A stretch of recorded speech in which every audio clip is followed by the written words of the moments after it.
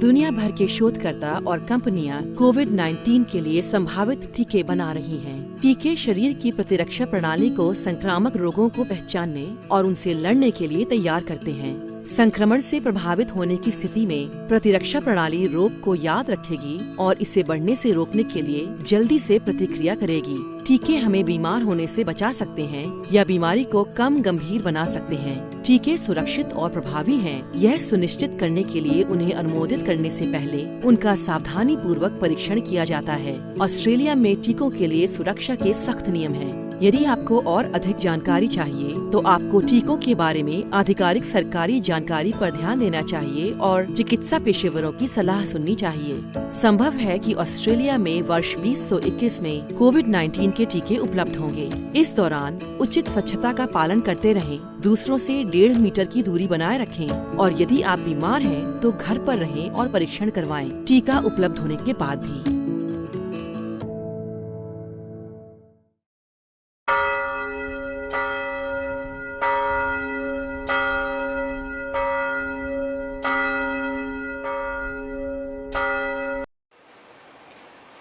आइए प्रियो, आज की पवित्र आराधना हम आरंभ करें। आज की पवित्र आराधना में आप सबों का स्वागत है।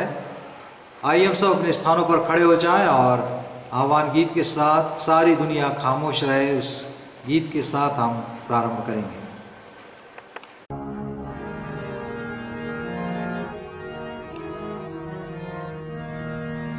सारी दुनिया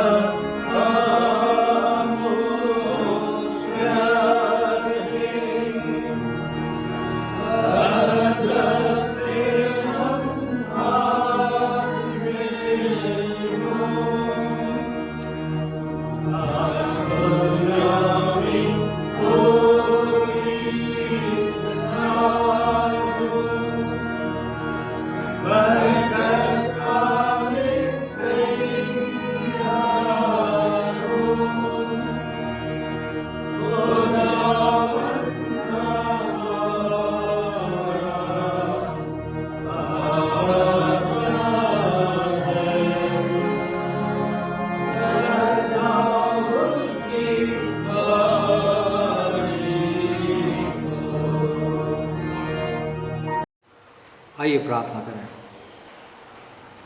हे हमारे सर्वशक्तिमान, जीवित, अनुग्रहकारी और दयालु परमेश्वर पिता, हे हमारे सृजनहार, हमारे पालनहार, हमारे तारणहार खुदावंद, आज के पवित्र विश्रामवार के पवित्र दिन के लिए आपको धन्यवाद देते हुए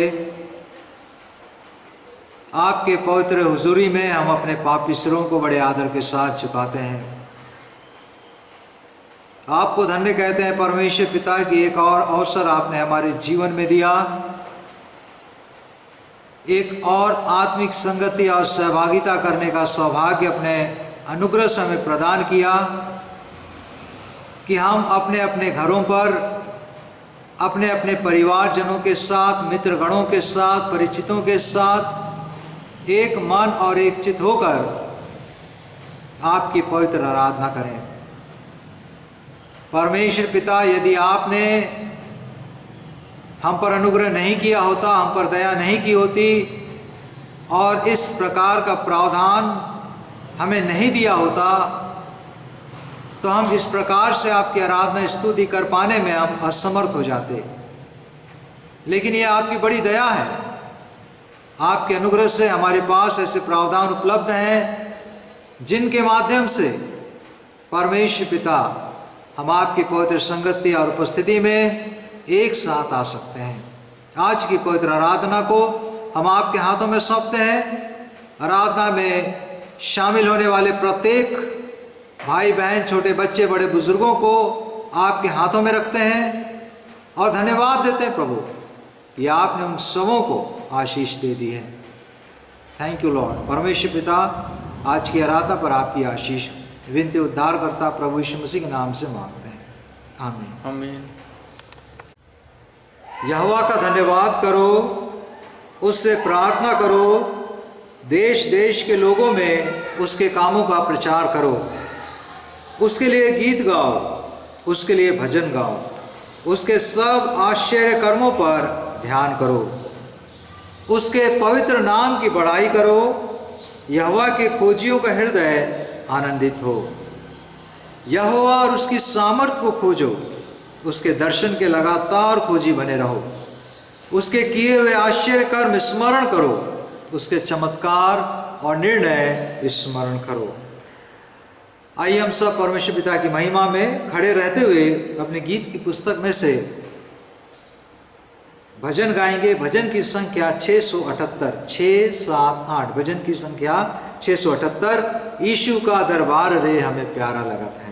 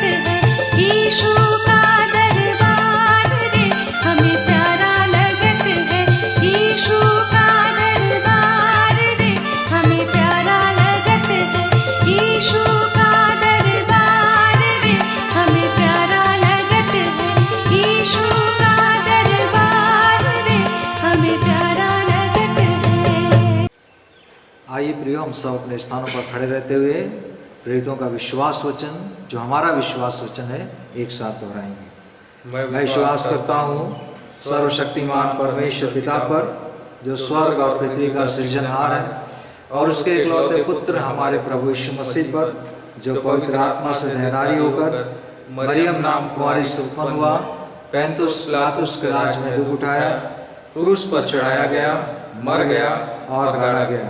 तीसरे दिन मृतकों में से जी उठा, स्वर्ग पर चढ़ गया और सर्वशक्तिमान ईश्वर पिता के दाहिने हाथ जा बैठा, जहाँ से वह जीवितों और मृतकों का न्याय करने को फिर आवेगा। मैं विश्वास करता हूँ पवित्र आत्मा पर, प्रचलित पवित्र कलीसिया पर, पवित्र लोगों की संगति, पापों की क्षमा, देह के जी उठने और अनंत जीवन पर। आमीन।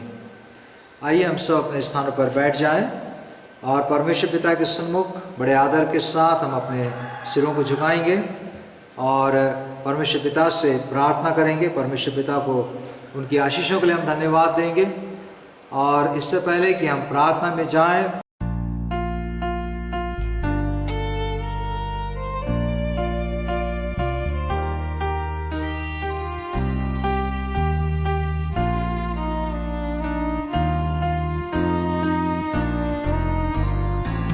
प्रभु महान विचारों कार्य तेरे कितने अद्भुत जो तूने बनाए। देखूं तारे, सुनूं गर्जन भयंकर, सामर्थ तेरी सारे भूमंडल पर। प्रशंसा हो प्रभु यीशु की, कितना महान, कितना महान। प्रशंसा हो प्रभु यीशु की, कितना महान, कितना महान। वन के बीच में तराई मध्य विष्णु मधुर संगीत, मैं चिड़ियों का सुनूं। पहाड़ विशाल से जब मैं नीचे देखूं, झरने बहते लगती शीतल वायु। प्रशंसा हो प्रभु यीशु की, कितना महान, कितना महान। प्रशंसा हो प्रभु यीशु की, कितना महान, कितना महान। जब सोचता हूँ कि पिता अपना पुत्र मरने भेजा है, वर्णन से आपार। कि क्रूस पर में मेरे पाप सब लेकर रख बहाया, कि मेरा उद्धार। प्रशंसा हो प्रभु यीशु की, कितना महान, कितना महान। प्रशंसा हो प्रभु यीशु की, कितना महान, कितना महान। मसीहा वे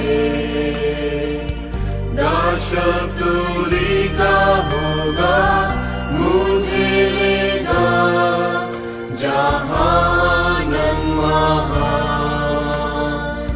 मैं झुकूंगा सदा दर भक्ति दीता और गाऊंगा, प्रभु कितना महान। प्रशंसा हो प्रभु यीशु की, कितना महान, कितना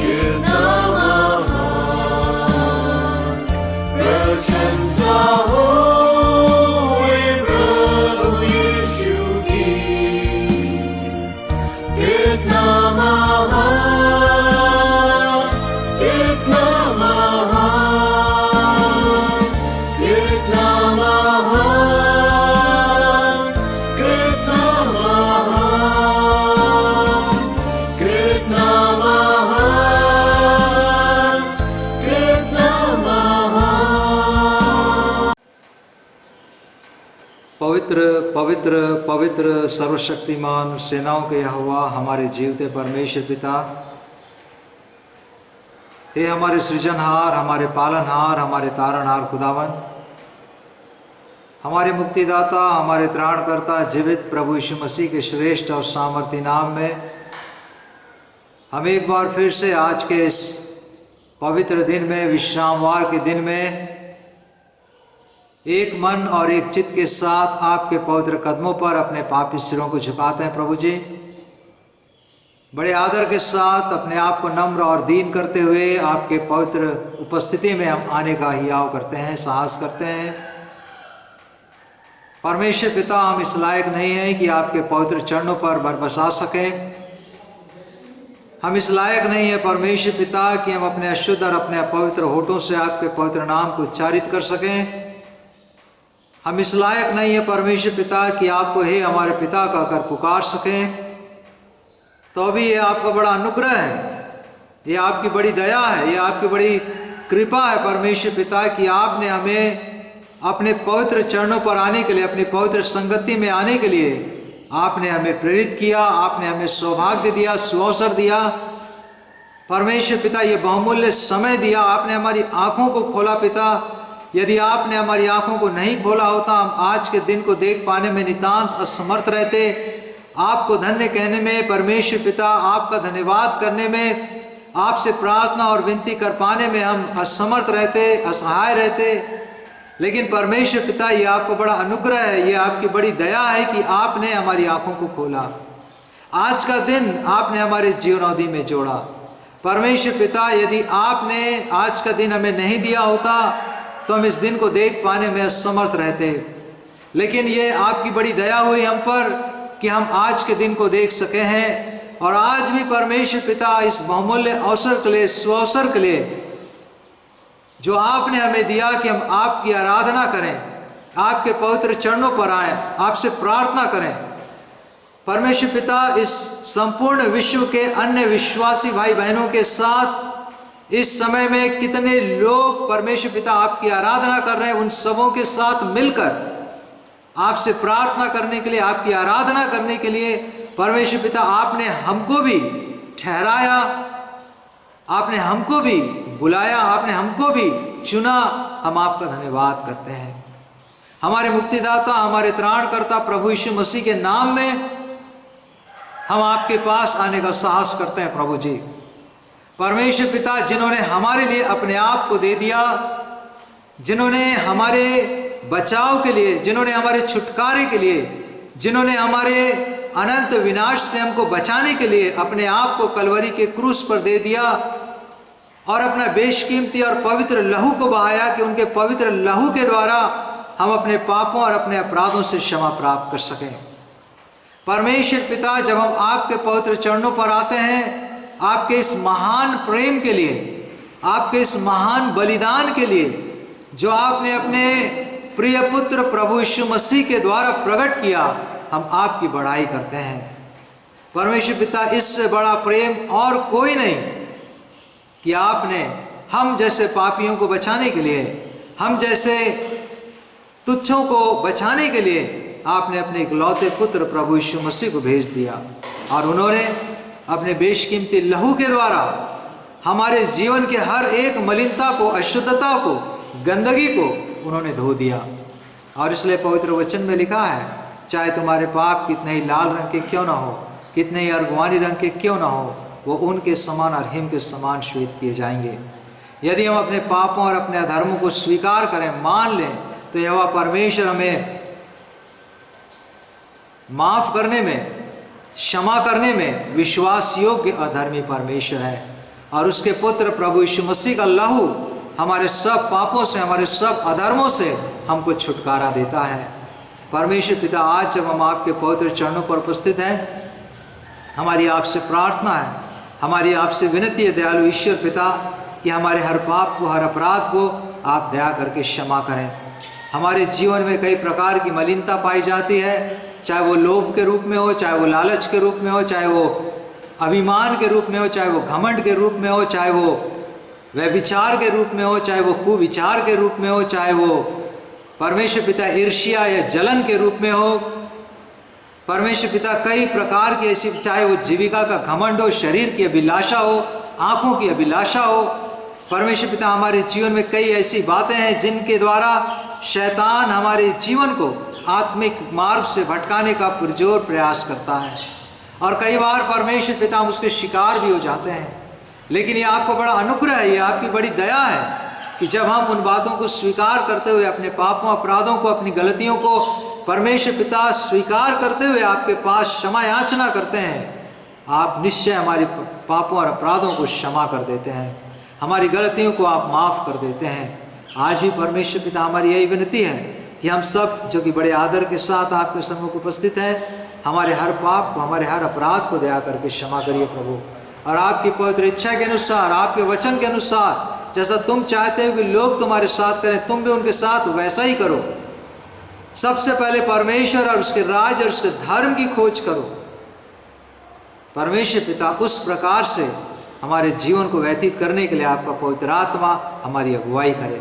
आपके वचन के अनुसार, अपने उद्धारकर्ता प्रभु यीशु मसीह के पवित्र वचन के अनुसार परमेश्वर पिता आपकी दृष्टि में ग्रहण योग्य ठहरने के लिए आप हमारी सहायता और मदद करें। हम आपकी महिमा करते हैं प्रभु, क्योंकि आप सृष्टिकर्ता प्रभु हैं, सबको बनाने वाले प्रभु हैं। परमेश्वर पिता सबको बनाने वाले प्रभु हैं। सब देवताओं के ऊपर आप महान और मुख्य और प्रधान ठहरे। आपको छोड़ कोई दूसरा प्रभु नहीं, आपको छोड़ कोई दूसरा परमेश्वर नहीं, जो कि हमारे जीवन में अद्भुत कार्य करें, आश्चर्य कर्म करें। जीवन की हर परिस्थिति में अपने दाहिने हाथ से हमको संभालने वाले खुदावंद आप हैं।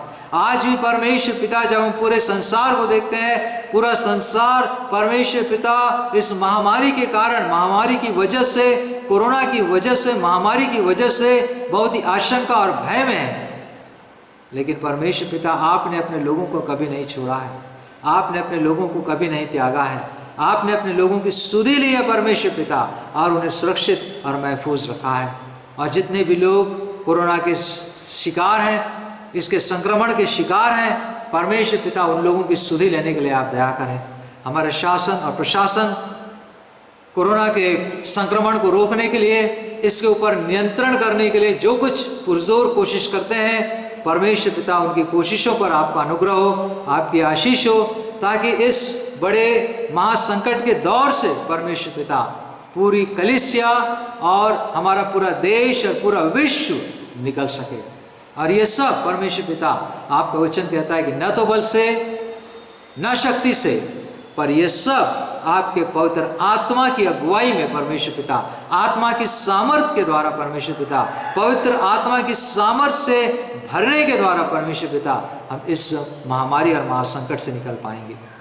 हमारी विनती है कि आपका वही अनुग्रह आपके लोगों के साथ बना रहे। आपकी सुरक्षा आपने जिस प्रकार से अब तक संभाला है, आने वाले समय में भी आपका अनुग्रह, आपकी आशीष हमेशा आपके लोगों के साथ बनी रहे प्रभु जी।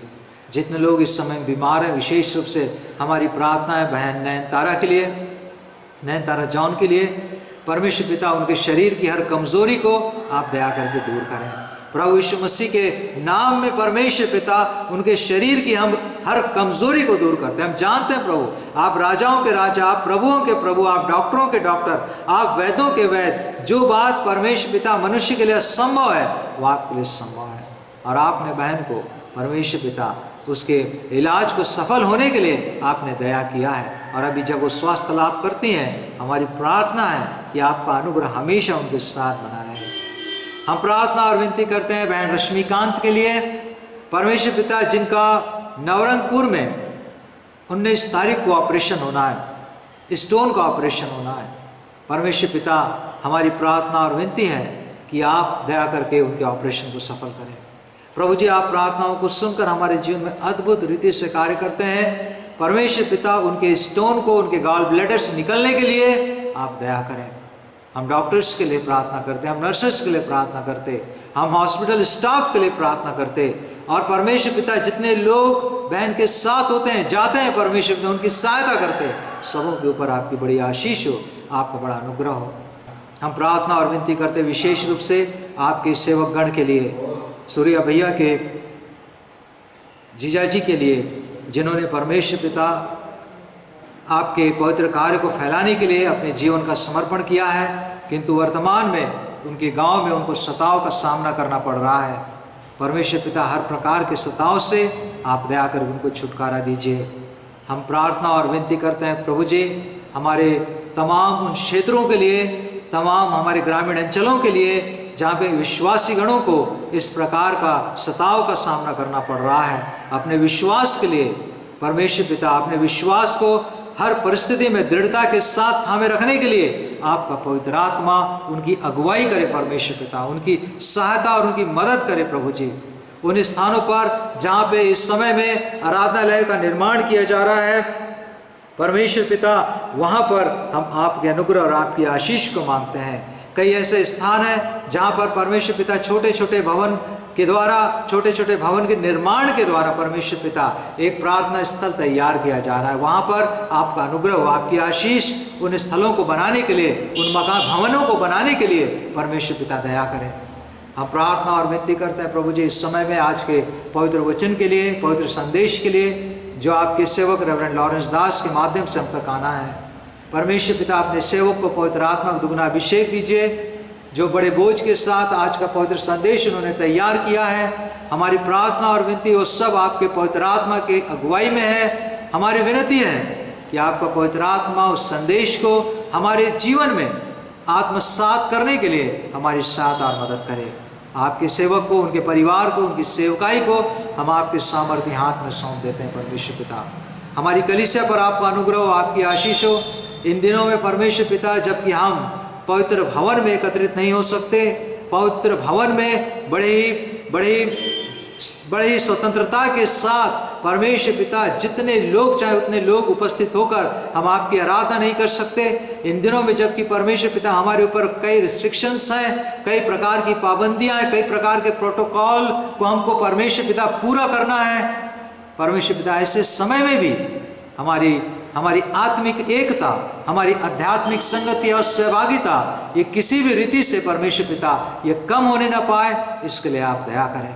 परमेश्वर पिता, आप अद्भुत रीति से कार्य करने वाले प्रभु हैं, आप उपाय करने वाले परमेश्वर हैं। हमारी प्रार्थना और विनती है कि आपका अनुग्रह कलीसिया पर बनी रहे, कलीसिया के हर एक परिवार पर बनी रहे, परिवार के हर एक सदस्य पर बनी रहे। विशेष रूप से हमारे जवानों के लिए हमारी प्रार्थना, बच्चों के लिए हमारी प्रार्थना। बुद्धि और ज्ञान देने वाले प्रभु आप हैं, बुद्धि और ज्ञान से परिपूर्ण करें पिता, ताकि हमेशा हमारे बच्चे पढ़ाई में और सही रास्ते पर परमेश्वर पिता अग्रसर हो सके।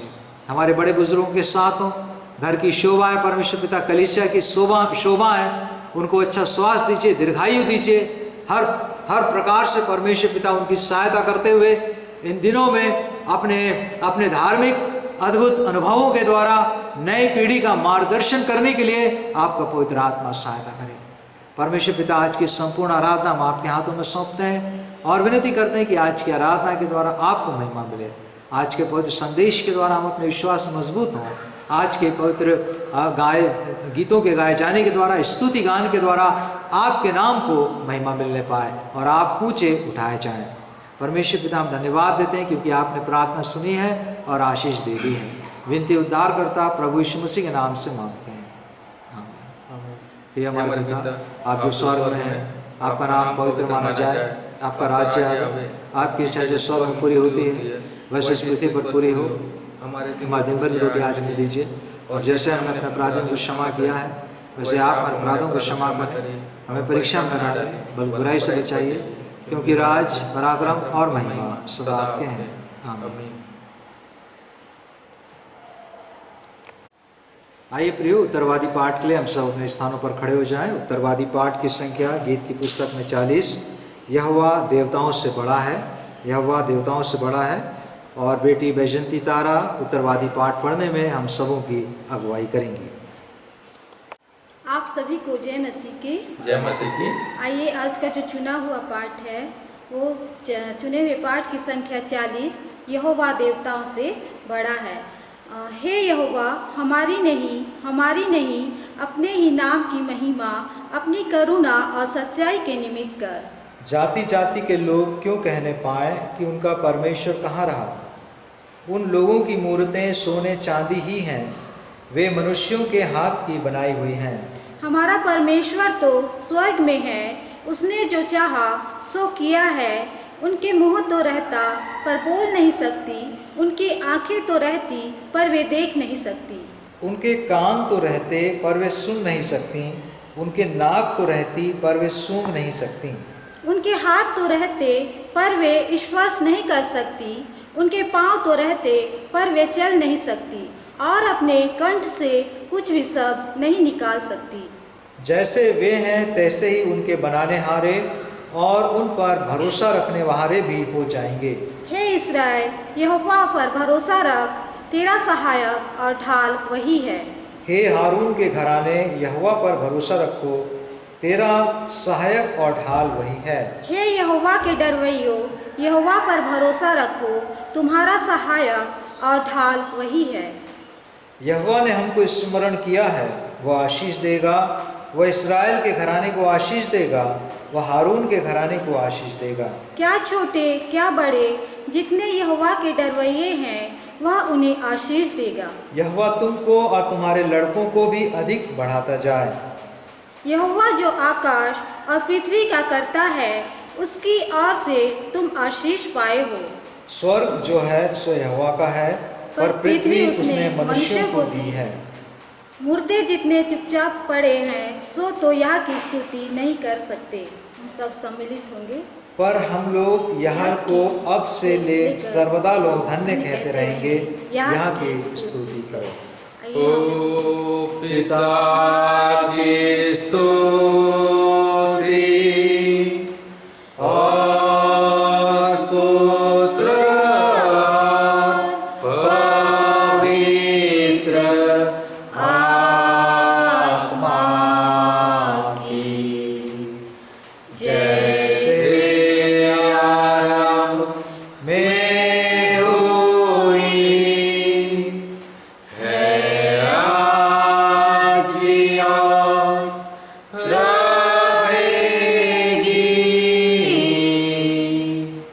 युगानुयुग।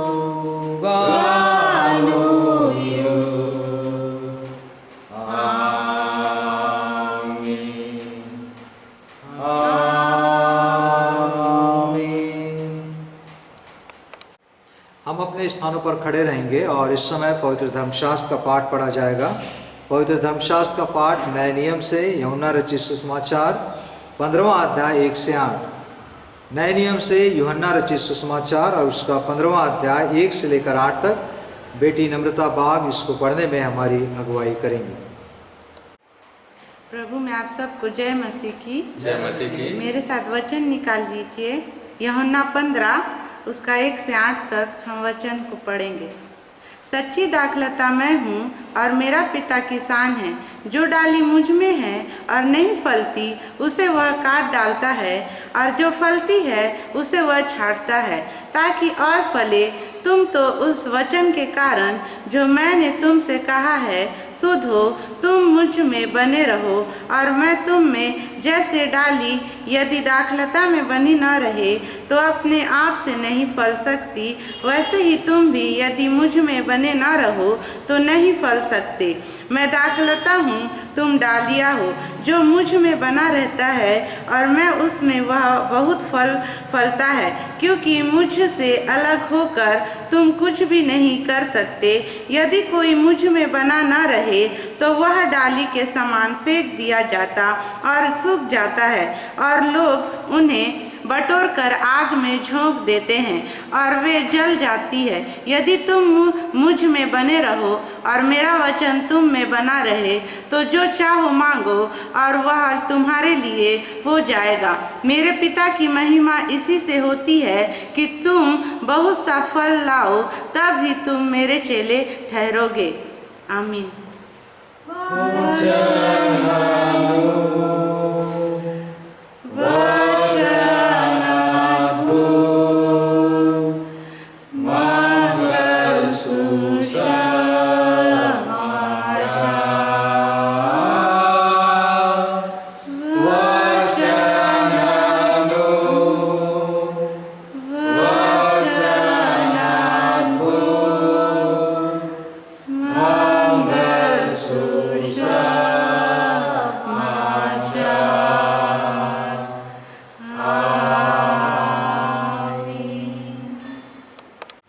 इस समय हम परमेश्वर पिता को धन्यवाद देंगे हमारे उन सभी प्रियजनों के लिए जिनके जन्मदिन पिछले सप्ताह में थे या आज हैं, जिन परिवारों में पति पत्नी ने विवाह की वर्षगांठ मनाई है और जिन प्रियजनों ने अपने जीवन में, अपने व्यक्तिगत और पारिवारिक जीवन में परमेश्वर पिता की सामर्थ्य का अनुभव किया है, उन सभी के लिए हम परमेश्वर पिता को धन्यवाद देंगे। मैं निवेदन करूंगा रेवरेंड लॉरेंस दास से कि इस विशेष प्रार्थना में हम सबों की वो अगुवाई करेंगे।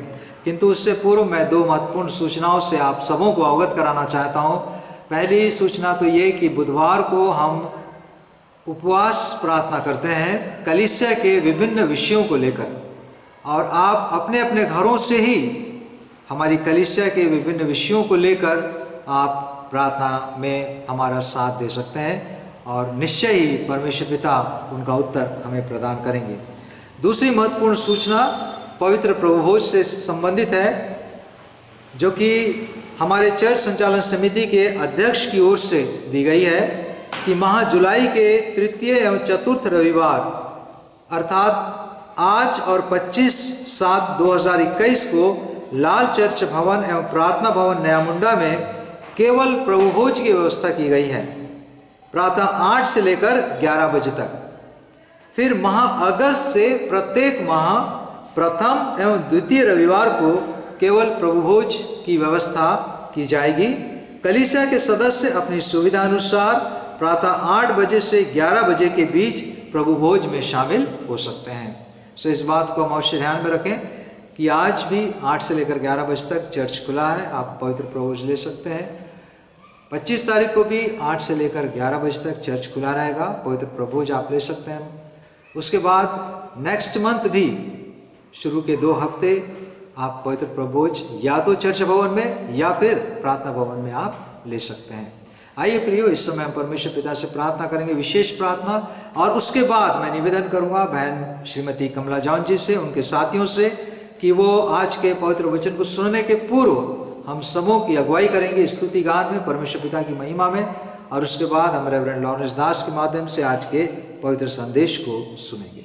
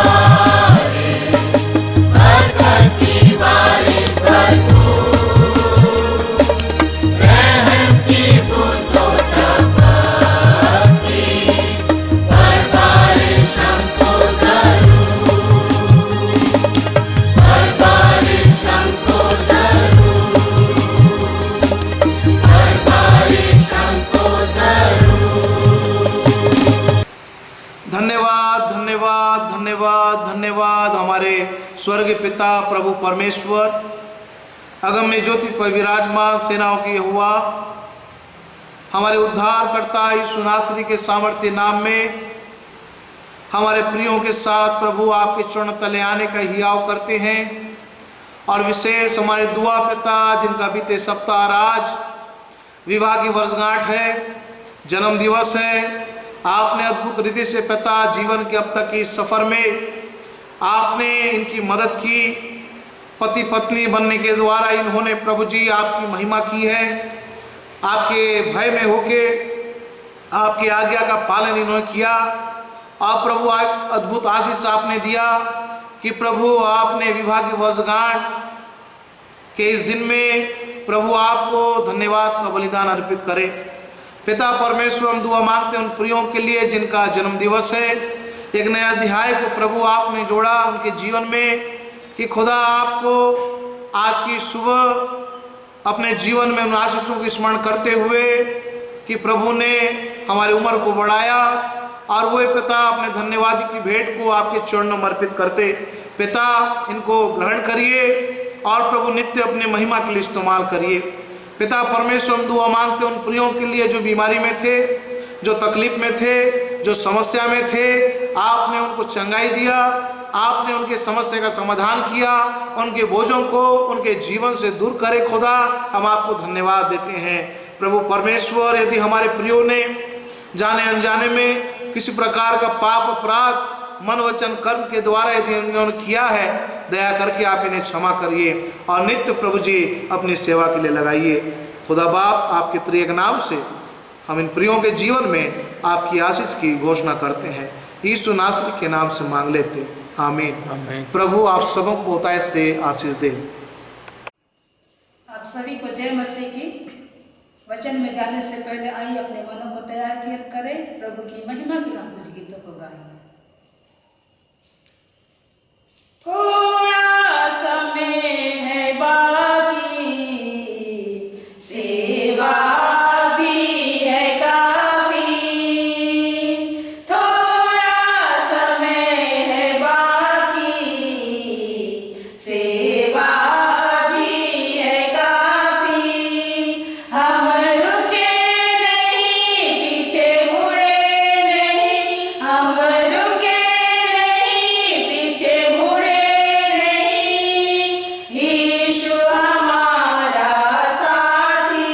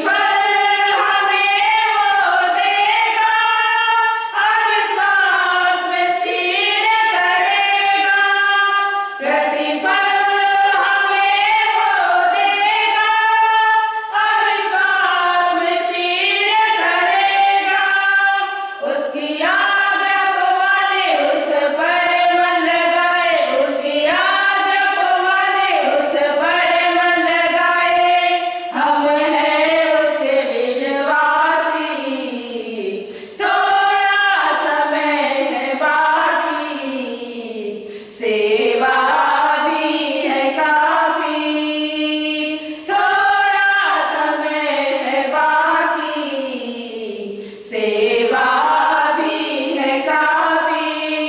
हम रुके नहीं, पीछे मुड़े नहीं, हम रुके नहीं, पीछे मुड़े नहीं। यीशु हमारा साथी, थोड़ा समय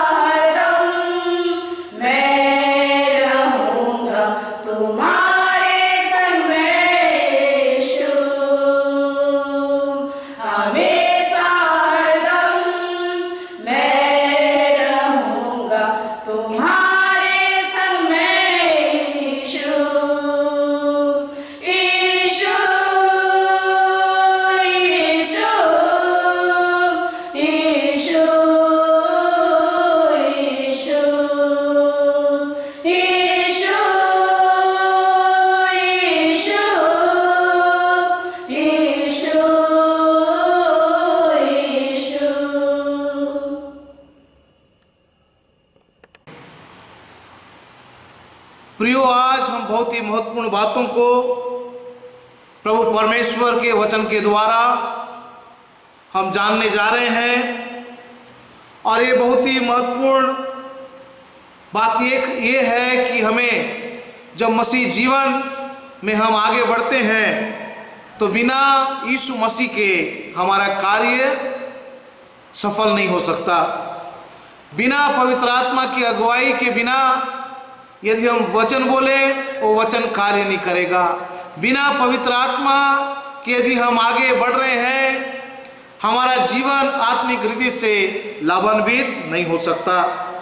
आज जो बाइबल पाठ हमारे बीच में पढ़ा गया यूहन्ना रचित सुसमाचार 15 अध्याय 1 पद से लेकर उसके 8वें पद तक। आज का जो मुख्य विषय मैं आप लोगों को बताना चाहता हूं, जीवन की बढ़ोतरी, मसीह में सच्चा जीवन।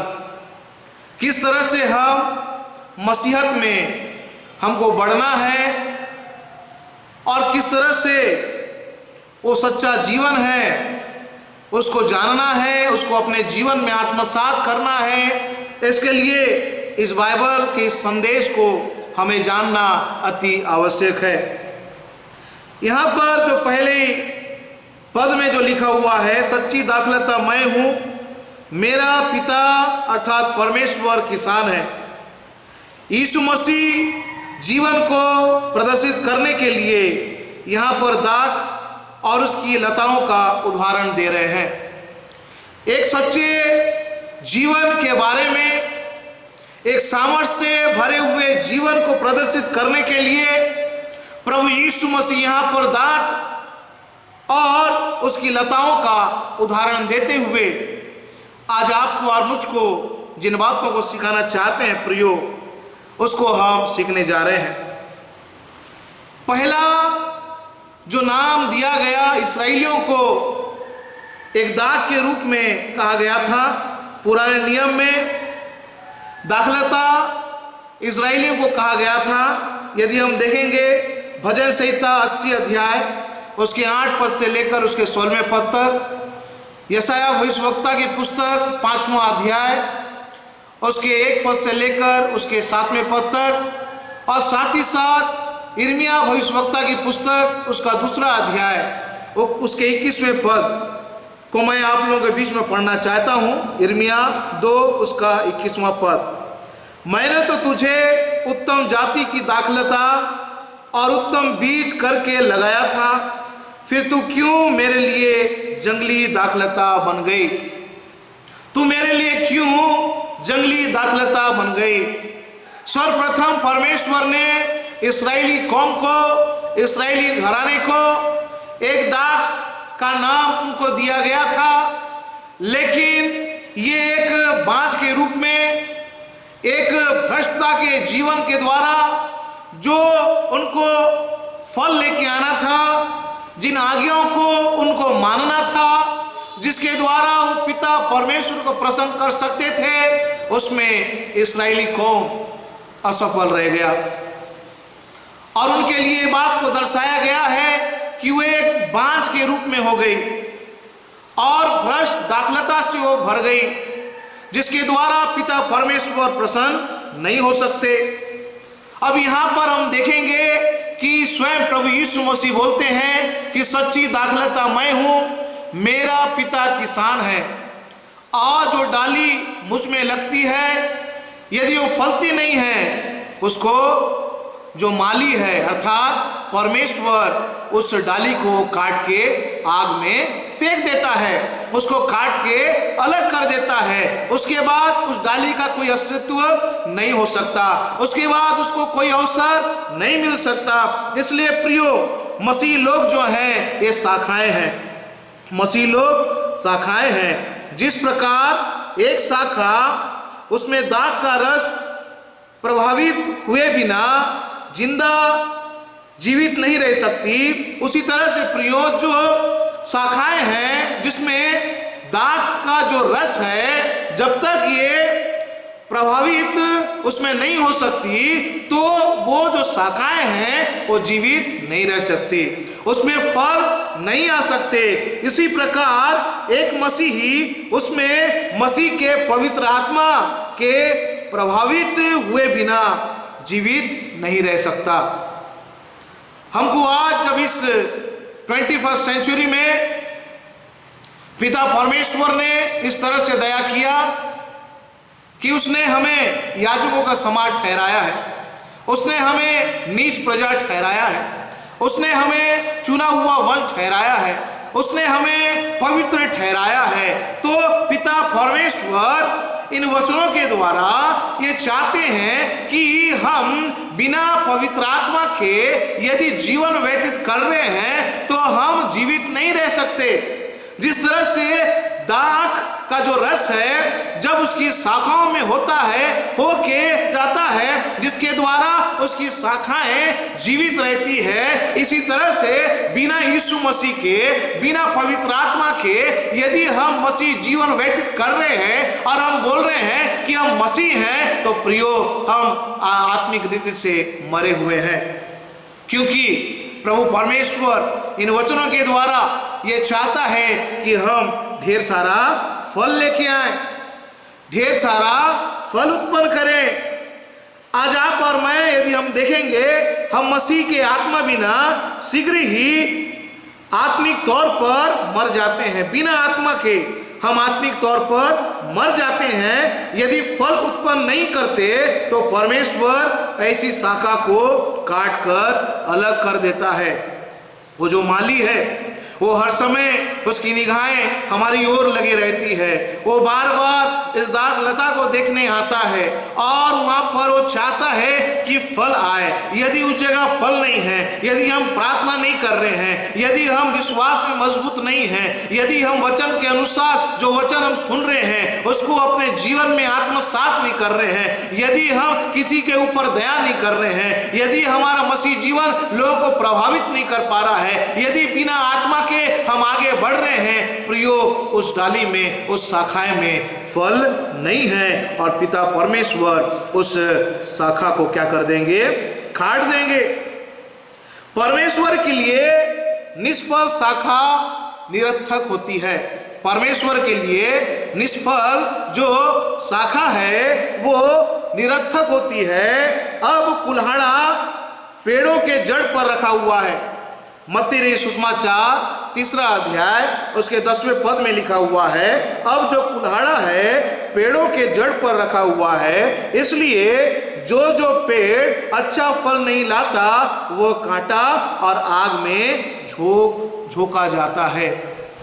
प्रियो, आज इस वर्तमान इस परिस्थिति में, इस वर्तमान इस युग में आपको और मुझको इस संसार में रहते हुए हमको फल लेके आना है, हमको आध्यात्मिक उन्नति में बढ़ते चले जाना है। यदि हम फल नहीं लाएंगे, यदि हम केवल मसीह बने रहेंगे और हम प्रार्थना नहीं करेंगे, हम उसके वचन के अनुसार नहीं चलेंगे और हमारे जीवन में फल नहीं आएगा, तो प्रियो आप और मैं पिता परमेश्वर की ओर से मिलने वाली उन आशीषों से हम वंचित हो जाएंगे। हमारा जीवन अंधकार में फिर से चला जाएगा और जो शैतान है, जो भूखे सिंह की मानिंद इस ताक पे रहता है कि हमको पिता परमेश्वर से दूर कर ले, थोड़ा सा विश्वास हमारा कमजोर हो जाए, थोड़ा सा हमारा ध्यान संसार की ओर चला जाए, तो शैतान प्रियो हमको क्या कर लेगा? अपने बंधन में बांध लेगा और आप और मैं उस शैतान के चुंगल में चले जाएंगे। और उस जगह से निकालने के लिए प्रभु यीशु मसीह ने अपने आप को उस क्रूस पे बलिदान किया, ताकि हम एज ए क्रिश्चियन आप और हम जाने कि हमको किस तरह से आत्मिकता में आगे बढ़ना है।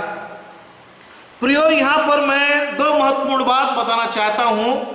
पहला भाग यहाँ पर मैं इसलिए पुराने नियम की इन बातों को लाया कि परमेश्वर ने पहला जो दाग इस्राएल को बनाया था और इस्राएल ने उसकी आज्ञा का उल्लंघन किया, इस्राएल ने उनकी बातों के अनुसार जीवन व्यतीत नहीं किया और वो बांझ हो गई, निष्फल हो गई और भ्रष्ट दाखलता से भर गई, जिसके द्वारा पिता परमेश्वर प्रसन्न नहीं हुए। उसके बाद पिता परमेश्वर ने एक ऐसा दाग तैयार किया जो स्वयं हमारा उद्धारकर्ता यीशु मसीह है। और उस दाग में हम एक शाखाएं हैं, एक डालियां हैं जहां पर हमको फल लेके आना है। प्रियो, आज कितने ऐसे मसीह हैं जो चर्च भवन में आते हैं, कितने ऐसे मसीह हैं जो वचन को सुन रहे हैं, कितने ऐसे मसीह हैं जो दुआ प्रार्थना कर रहे हैं, कितने ऐसे भविष्यवक्ताएं हैं जो भविष्यवाणियां कर रहे हैं, कितने ऐसे लोग हैं जो यीशु मसीह के पीछे चल रहे हैं। प्रियो, यीशु मसीह के पीछे चलना ही काफी नहीं है, यीशु मसीह के ऊपर केवल विश्वास करना ही काफी नहीं है, लेकिन जो बात पिता परमेश्वर यीशु मसीह के माध्यम से इस संसार में रहते हुए जो यीशु मसीह ने जीवन व्यतीत किया, उस जीवन को अपने अंदर रखते हुए, उस छवि को, उन गुण को अपने जीवन में रखते हुए यदि हम फल नहीं लाएंगे तो प्रियो, हम क्या करने अपने आप को धोखा दे रहे हैं। आज उस प्रभु यीशु मसीह को अपने जीवन में प्रथम स्थान देते हुए प्रियो, आपको और मुझको क्या करना है? फल लेके आना है। आपको और मुझको आध्यात्मिक उन्नति में बढ़ते चले जाना है। इसलिए जो दूसरा जो दाग है, जो स्वयं यीशु मसीह है, ये किस तरह से लोगों के जीवन को बदलता है, ये किस तरह से लोगों के जीवन को प्रभु के नजदीक में लेके आता है, किस तरह से ये पवित्र आत्मा के माध्यम से हमारे मनों में उनके वचनों को डालता है, ताकि हम एक मजबूत डाली बन जाए, ताकि हम उस शाखाएं जो हम शाखाएं हैं उसमें ढेर सारा फल लेके आए। इसलिए यीशु मसीह को अपने जीवन में आत्मसात करना, यीशु मसीह की इन बातों को अपने जीवन में ग्रहण करना हमारे लिए प्रियो बहुत ही जरूरी है, ताकि उसमें और अधिक फल लग सके। क्योंकि यहाँ पर जब यदि हम हमारे उस डालियों में, उस शाखाओं में जब फल आता चला जाता है, यद्यपि वो फलदायी है, और पिता परमेश्वर उस जगह आते हैं और उसको छटाई करते हैं, काट छाट करते हैं, अर्थात उसको एक शेप में लाते हैं, उसकी सफाई करते हैं, और सफाई करने के द्वारा प्रियो उसमें ताकि और अधिक फल लेके आए। इस सफाई का मतलब यदि मैं आपको बताना चाहूं, मेरे साथ निकाल लेंगे याकूब की पत्री, उसका पहला अध्याय, उसके 2 से उसके 4 पद में इस तरह से लिखा हुआ है, हे भाइयों, जब तुम नाना प्रकार की परीक्षाओं में पढ़ो तो इसको पूरे आनंद की बात समझो। जब तुम नाना प्रकार की परीक्षाओं में जब तुम पढ़ो, इसे एक आनंद की बात समझो, क्योंकि जब ये जो माली है पिता परमेश्वर है, इसलिए उसकी छटाई काट छांट करता है ताकि उसमें बहुत सा फल लाए। इस सफाई के इस प्रोसेस में, इस काट छांट के इस प्रोसेस में प्रियो हमको बहुत सा कष्ट सहना पड़ेगा, हमको बहुत सी तकलीफों को सहना पड़ेगा, हमको बहुत से उस समस्या को सामना करना पड़ेगा, लेकिन इसके माध्यम से कहीं ना कहीं पिता परमेश्वर आपके और मेरे जीवन में ढेर सारा फल लाना चाहता है, और वो फल की अपेक्षा करता है, वो फल की चेष्टा करता है आपके और मेरे जीवन में। प्रियो, आज कितना ऐसा परिवार है, कितने परिवार में विघटन होता चला जा रहा है, कितने भाइयों के बीच में प्रेम नजर नहीं आ रहा है, कितने पराई परिवार में लड़ाई झगड़े हो रहे हैं, कितने पति पत्नी अलग होते चले जा रहे हैं, newly couple they are separating, दोनों अलग होते चले जा रहे हैं। कितनी ऐसी समस्याएं प्रियो हमारे जीवन में आती है। हम मसीह हैं, हम मसीह हैं तो हमारे बीच में क्यों लड़ाई झगड़ा हो रहा है? हम मसीह हैं तो क्यों मसीह पति पत्नी एक दूसरे से अलग हो जा रहे हैं? हम मसीह हैं तो हमारा पड़ोसियों के साथ क्यों अच्छा तालमेल नहीं है? हम यदि मसीह हैं तो भाई बहनों में लड़ाई झगड़ा क्यों हो रहा है? हम मसीह हैं, क्यों हमारे जीवन में समस्या आ रही है? क्यों हम उस प्रेम को प्रथम स्थान क्यों नहीं दे रहे हैं? क्यों इस समय हम उस फल को क्यों नहीं लेके आ रहे हैं जिसके द्वारा पिता परमेश्वर हमसे प्रसन्न हो सके? प्रियो, यहाँ लिखा है, हे भाइयों, जब तुम नाना प्रकार की परीक्षा में पढ़ो तो इसको पूरे आनंद की बात समझो, यह जानकर कि तुम्हारे विश्वास के परखे जाने से धीरज उत्पन्न होता है। हमारे विश्वास के परखे जाने से धीरज उत्पन्न होता है, पर धीरज को अपना पूरा काम करने दो कि तुम जान सको कि जब धीरज का पूरा काम हो जाएगा तो सिद्ध हो जाएगा और तुम में किसी बात की घटी न रहेगी। प्रियो, आज आपको और मुझको इस तरह से पिता परमेश्वर जब उसमें और ज्यादा फल देखना चाहता है, वो काट छाट करता है, उसकी सफाई करता है। शायद हमारे जीवन में घमंड की बात आ रही है, शायद हमारे जीवन में पाप है, शायद हमारे जीवन में कोई व्यभिचार की बातें आ रही है, शायद हमारे जीवन में जलन चिढ़न की भावनाएं आ रही है, शायद इस शाखाएं में कुछ समस्या तकलीफें हैं जिसके द्वारा आने वाले समय में इसमें फल नहीं आ सकता। शायद ये जंगली दाखलता के रूप में तब्दील हो सकती है। ऐसे परिस्थिति में ये जो माली है इसकी काट छांट करता है ताकि इसमें ढेर सारा फल लेके आए, इसमें ढेर सारा फल लेके आए। यूहन्ना 15 उसके 8वें पद में क्या लिखा है प्रियो? यूहन्ना 15 उसके 8वें पद में इस तरह से लिखा हुआ है, मेरे पिता की महिमा इसी से होती है कि तुम बहुत सा फल लाओ, तभी तुम मेरे चेले ठहरोगे। मसीह जीवन में यदि आपको और मुझको आगे बढ़ना है, मसीह जीवन के द्वारा यदि लोगों को प्रभावित करना है, मसीह जीवन के द्वारा यदि लोगों को प्रभु के नजदीक में लाना है, प्रियो आपको और मुझको फल लाने की आवश्यकता। इस जगह प्रभु यीशु मसीह 2 प्रकार के फल के बारे में बता रहे हैं। यदि हम गलातियों की पत्री उसका 3रा अध्याय 22-23वें पद में यदि हम देखेंगे, वहां पर कौन सा फल है? प्रेम, आनंद, विश्वास, धीरज, कृपा, भलाई, संयम, नम्रता, है ना, ये जो शांति, ये जो फल है, ये आत्माएं के फल हैं। उसके साथ ही साथ प्रभु यीशु मसीह इस जगह इस फल को चाहता है कि आपके जीवन के द्वारा, आपकी गवाहियों के द्वारा, आपके उस व्यवहार के माध्यम से अन्य लोग मसीह में आए, अन्य लोग विश्वासी बने, ताकि एक नए विश्वासी के आने के द्वारा, अर्थात एक फल उत्पन्न होने के द्वारा आपके जीवन के माध्यम से, आपके किए हुए विश्वासी उस क्रिया के माध्यम से एक संसार में से एक जो अनंत विनाश में जा रहा है, यदि वो प्रभु में आता है, एक फल है प्रियो, जिसके द्वारा क्या होता है? पिता परमेश्वर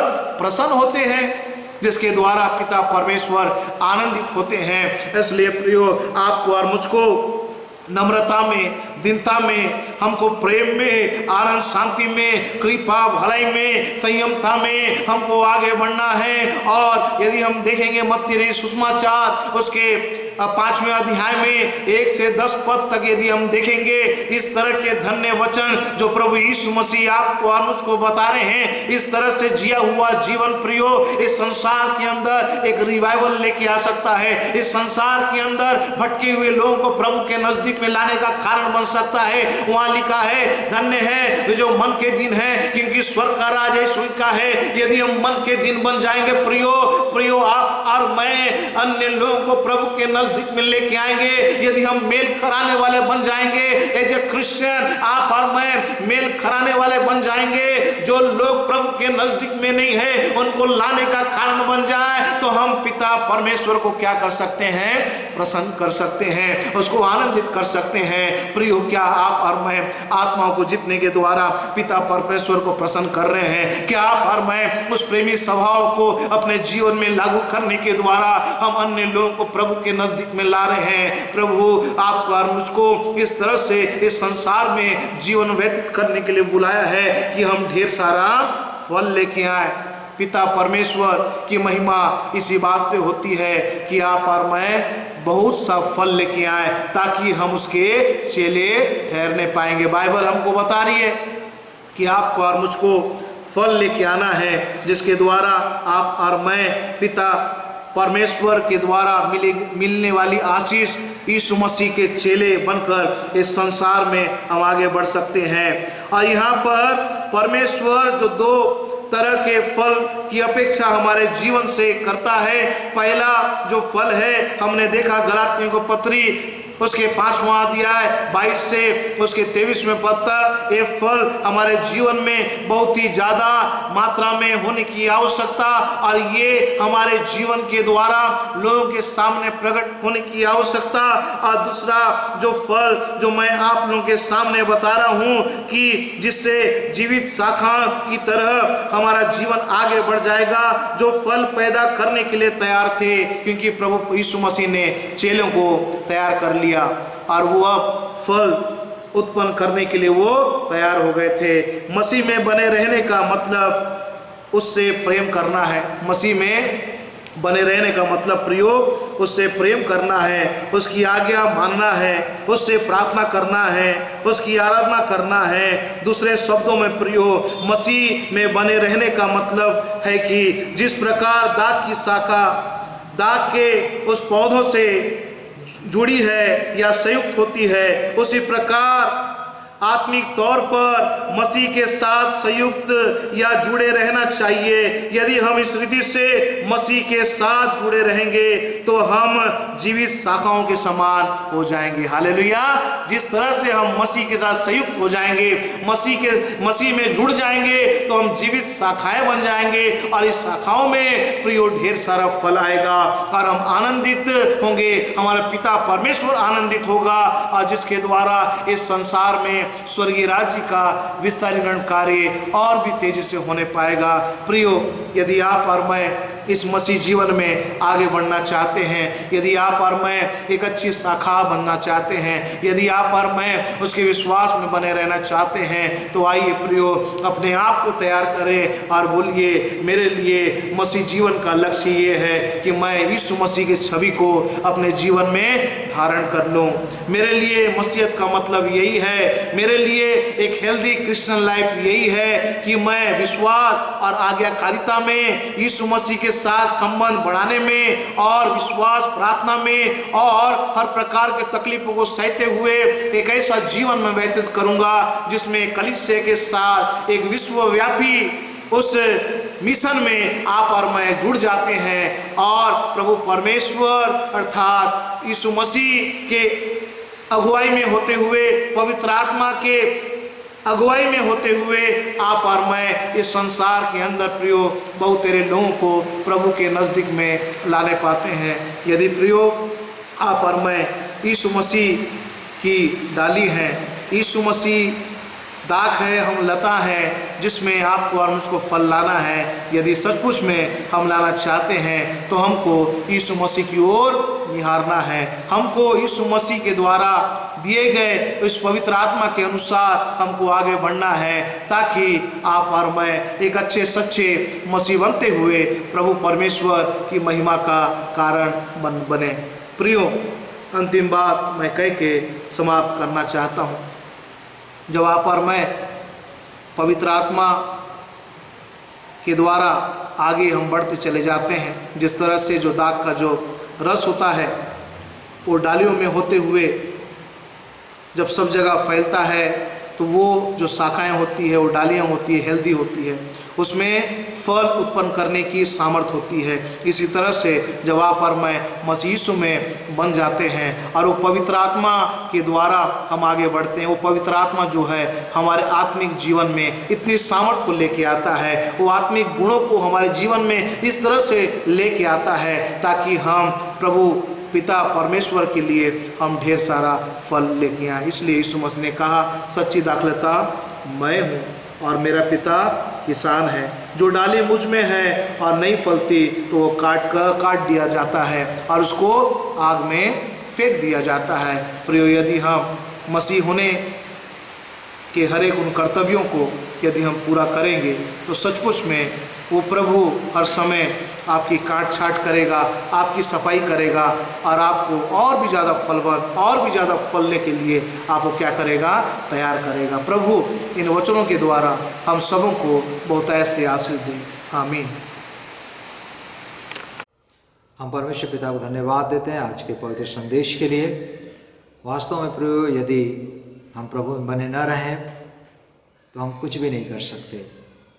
परमेश्वर पिता ने हम सबों को फलवंत होने के लिए अपनी सुंदर सृष्टि में स्थान दिया है और जब हम प्रभु के साथ बने रहते हैं, प्रभु यीशु मसीह के साथ बने रहते हैं, हमारा व्यक्तिगत संबंध उनके साथ रहता है, निश्चय ही हम फलवंत होते हैं और उसके द्वारा प्रभु को महिमा मिलती है। आइए हम आज के पवित्र आराधना का अंतिम गीत गाएं। घर क्रूस का मैं सिपाही हूँ और पैर बर्रे का, क्या उसके नाम काम से मैं यहाँ शर्माऊंगा। ऐ यीशु मुझे रख दिले और वफादार सदा, और जब तू तख्त पर बैठा हो तो मुझे याद फरमा, क्या मैं आसमान के सफर में आराम से सो रहूं, जब औरों ने दिलेरी से बहाया अपना खून। ऐ यीशु मुझे रख दिले और वफादार सदा, और जब तू तख्त पर बैठा हो तो मुझे याद फरमा, क्या चंका हुआ पिता, क्या दुश्मन ना रहे, क्या मैं हथियार को फेंक करके अब चलूं गफलत से। ऐ यीशु मुझे रख दिले और वफादार सदा, और जब तू तख्त पर बैठा हो तो मुझे याद फरमा, हाँ बेशक मुझको लड़ना है, खुदावन मदद दे, मैं दुख तकलीफ सब सहूंगा, खास तेरे फजल से।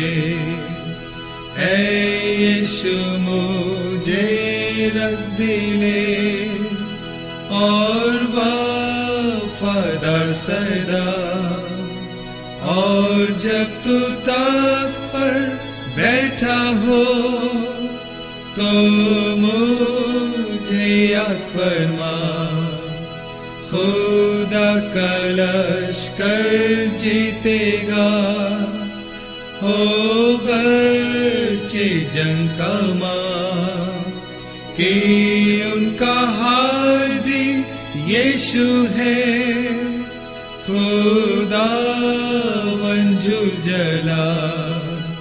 ऐ यीशु मुझे रख दिले और वफादार सदा, और जब तू तख्त पर बैठा हो तो मुझे याद फरमा, लड़ हिम्मत से ऐ ईमानदार, जल मारे खावेगा और अपनी वफादारी का इनाम तू पावेगा।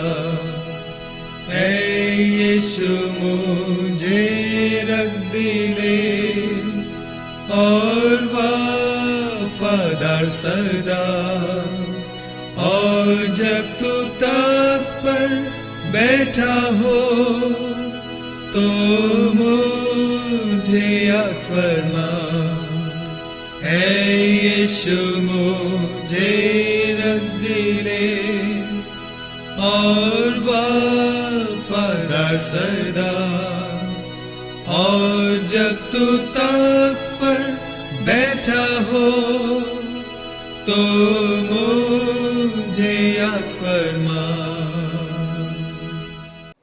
आइए प्रियो, हम अपनी भेंट परमेश्वर पिता को आदर के साथ अर्पित करें। हम परमेश्वर पिता से प्रार्थना करेंगे कि परमेश्वर पिता हमारी भेंट के साथ हमारे जीवन को भी अपनी महिमा के लिए, हमें फलवंत करने के लिए ग्रहण करें। आइए हम प्रार्थना करें। समस्त आशीषों के देने वाले हमारे त्रिएक परमेश्वर पिता, आज के पवित्र आराधना के अंतिम चरण में हम बड़े धन्यवाद के साथ आपके चरणों पर उपस्थित हैं। हम इस बात को स्मरण करते हैं कि कैसे आपने अन्य दिनों की तरह पिछले सप्ताह भी शुरू से लेकर आज के इस दिन तक हमारी सहायता की, मदद की, हमारी रक्षा रखवाली की, हमको खाने के लिए खाना, पहनने के लिए वस्त्र, रहने के लिए शरण स्थान दिया।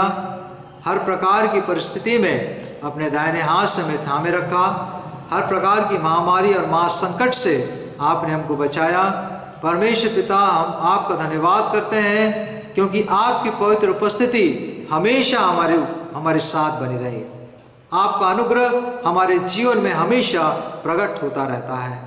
परमेश्वर पिता, आपके उपकारों के बदले आपको कुछ दे पाना हमारे वश में नहीं, लेकिन परमेश्वर पिता, जो उपकार आपने हमारे जीवन में किए हैं, जो अनेक आश्चर्य कर्म आपने हमारे जीवन में किए हैं, जो आपने हमारी मदद और सहायता की, जो आपने हमारी रक्षा और रखवाली की, जो आपने हमको अपनी सुरक्षा प्रदान की, जो आपने हमारी आजीविका पर, हमारे घर पर, हमारे परिवार पर, हमारे बाल बच्चों पर, हमारे कामकाज पर, हमारे सामानों पर आपने आशीष दी, अनुग्रह किया, उन सबों को स्मरण करते हुए उद्धार का कटोरा उठाकर हम आपसे प्रार्थना करते हैं।